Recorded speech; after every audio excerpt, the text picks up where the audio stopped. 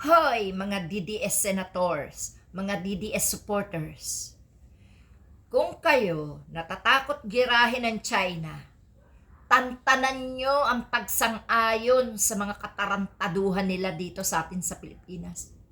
Hindi nyo ba naiisip na sarili nating ari-arian ang inyong ipinamimigay?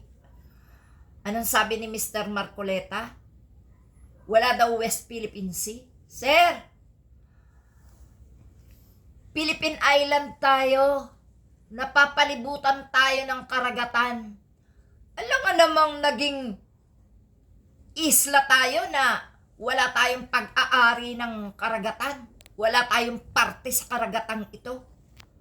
Aba, kahit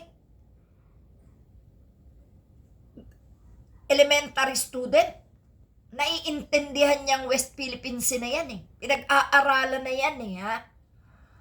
Bakit sasabihin mo wala tayong West Philippine Sea? Ano ka na? Naging senador ka?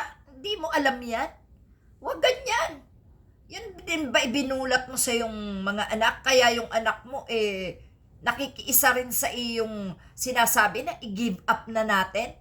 Aba, kainaman din naman Pati yung Kalayaan Island Group natin, gusto nyo i-give up na? Antindi nyo naman, bakit naman kayo ganyan kahuda sa bayan? Bakit nyo naman kailangan ipamigay ang pinagkikitaan ng ating mga kababayang mangingisda? Kumakain kayo ng isda, di ba? Sige nga, mangisda ka sa ibang karagatan. Tingnan natin kung payagang kanila.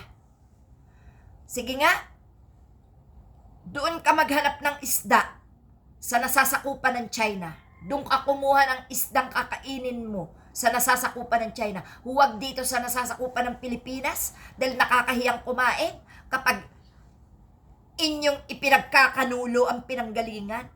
Aba, grabe rin kayo, At kayo mga DDS, kung natatakot kayong girahin tayo ng China, nuno kayo ng duwag. Ha? Ang gagaling nyo magsalita, pero duwag pala kayo sa kalaban. Hoy, matagal nang gustong agawin ang Pilipinas. Ng kahit sinong bansa, gustong sakupin, pero nasakop ba? Bakit? Lumalaban ang Pilipino. Ipinaglalaban ang mahal niyang bansa, At para sabihin ko sa inyo, yang pagiging duwag nyo, hindi yan dugong Pilipino, Tigil-tigilan nyo niyang karuwagan nyo. Sarili nyo na, gusto nyo pa ipamigay. Kung kayo ba ay may mga asawa at tagustuhan ng taga-China, sasabihin nyo, sige na, i-give up ko na dahil bahag ang mga bayag nyo sa takot. Grabe kayo. Imbis na meron kayong ipamamana sa inyong kaapu-apuhan na masasabing sarili niyang ari-arian ng Pilipinas Ano pa pagmamalaki mo sa ibang bansa kung ang mga ari-arian mo dito sa Pilipinas na dinadayo nila ay hindi pala sa'yo?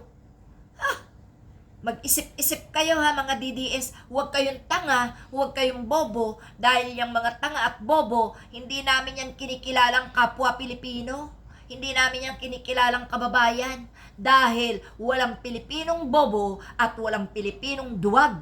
Kayo lang. Kung natatakot kayo sa gera, at sasabihin nyo, ang unang haharap ay ang kumakalaban sa China, mahiya kayo. Dahil yung mga hudas na yan, walang pipiliin yan. Kahit kayo, hindi kayo ligtas. Pero, ang masasabi ko sa inyo, matuto kayong lumaban. Matuto kayong ipagtanggol ang inyong sariling ari-arian, sariling bayan. Kung nagagawa nila mang-agaw ng ari-arian ng Pilipinas, kahit buhay nyo, kahit pamilya nyo, kahit pinakamamahal nyong asawa, kakayanin nilang agawin kung duwag kayo. Okay ba? Wag bobo